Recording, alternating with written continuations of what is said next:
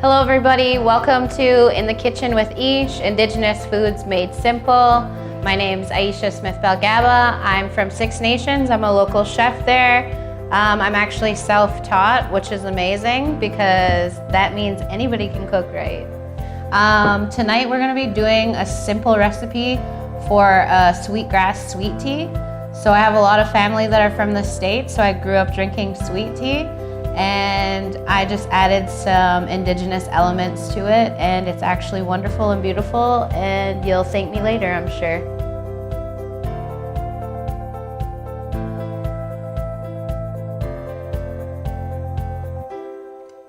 So we have a pot of water here that is just coming up to a boil, and we're going to put all the elements in, let it melt. It's a little hot tub moment. It'll be great.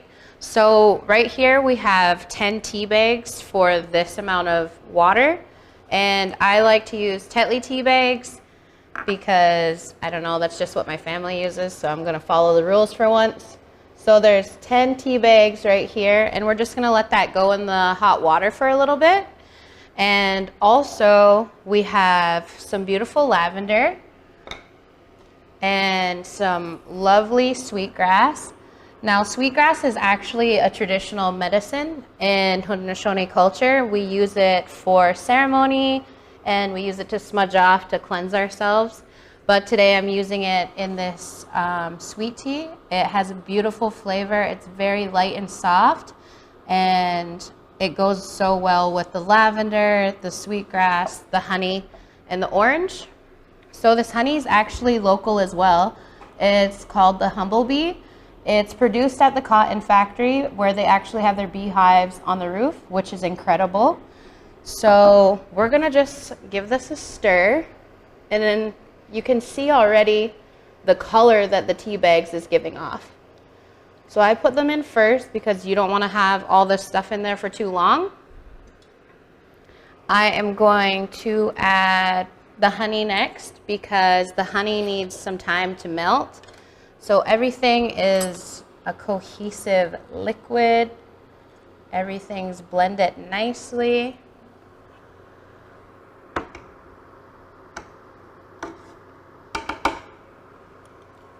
Now, when you're sweetening your sweet tea, you don't have to use honey. This is just what I prefer. You can use agave, you can use maple syrup, you could use just regular sugar if that's what you want, but keeping it on a more indigenous spectrum, that's why we're using the honey. And it just is so lovely. Okay, now we're gonna give this a stir. And that is melting nicely. So now I'm gonna add in the sweetgrass, and I'm just gonna crimple it up a little bit to loosen the braid. So you put that in the water. You take your oranges, you squeeze the juice in as well. And you don't need a juicer or anything like that, just use your hands. I like to keep it messy and rustic.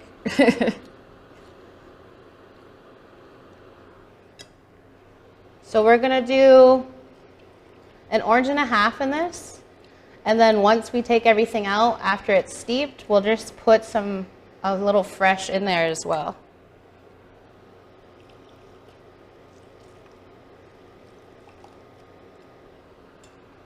I'm going to give this a stir.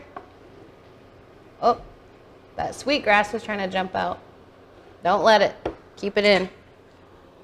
Now we're gonna do a little sprinkle of the lavender. Now don't get carried away with the lavender because it is a strong flavor, and you don't want to overpower anything. You just want to blend everything nicely, make sure everybody's happy.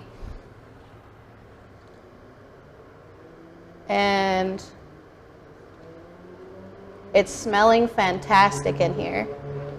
My mouth is watering and I want to drink it right now, but we shall wait.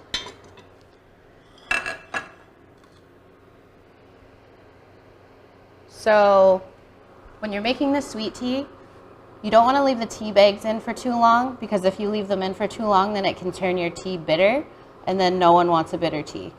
Nobody. So I'm going to leave these in for a little bit longer. The color is nice. I'm going to say about a minute or so, and then I'm going to pull them out, and I'll let everything else stay in there and hang out with each other for a little bit longer.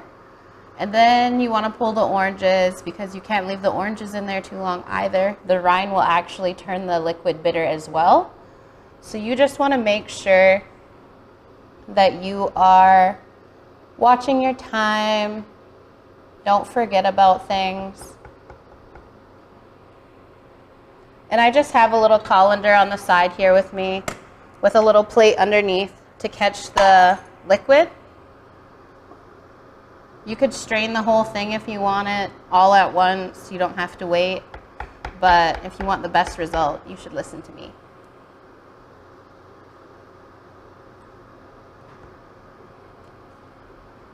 So this is smelling beautiful right now. And if you want, once the oranges get a little bit warmer, you can actually press them up on the side of the pot, and then more of the juice will come out. It's just to your preference. And I'm kind of impatient, so when I'm cooking, I like to just do random things, like press stuff down, because it makes me feel like I'm doing more. And it's fun. Ooh, look at that, I forgot a tea bag. It was hiding on me. Got it.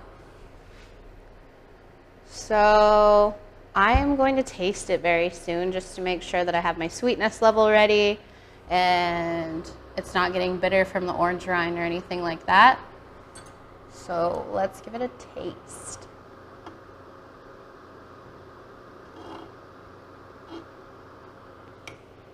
Before I taste anything, I always smell it. I don't know why, it's just habit.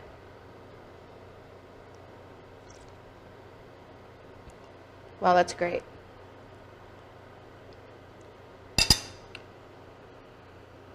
Okay, that's super delicious. I'm very pleased. We're just gonna let it go a little bit longer. The orange flavor and the lavender and the sweetgrass together, they complement each other so well. It's just unbelievable.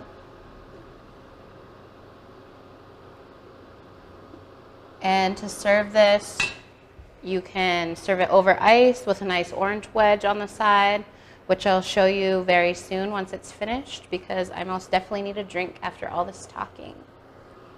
So I'm going to pull the oranges out.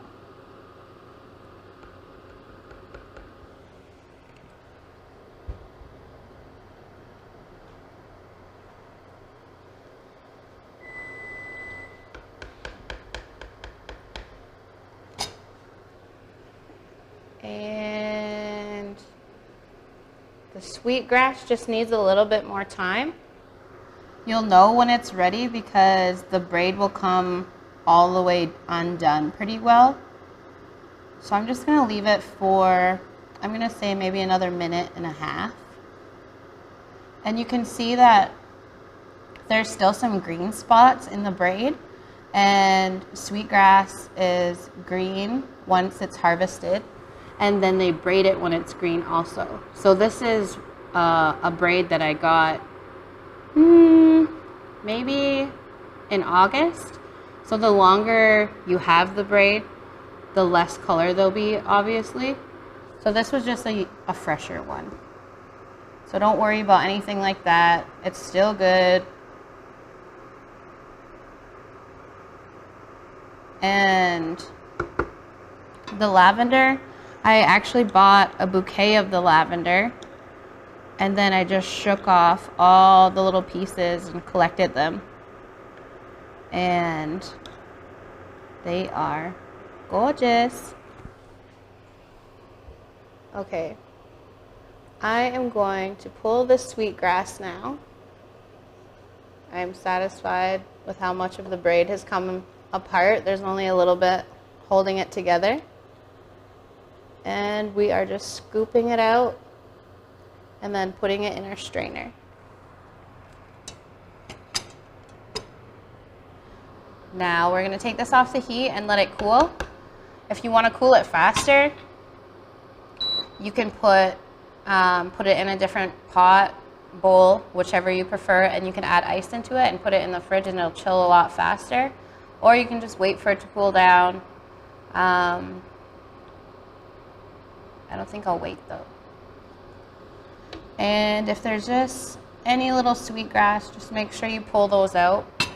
There will be little pieces of lavender in it still, but don't worry, that's totally fine. They're not going to hurt you. They're your friends.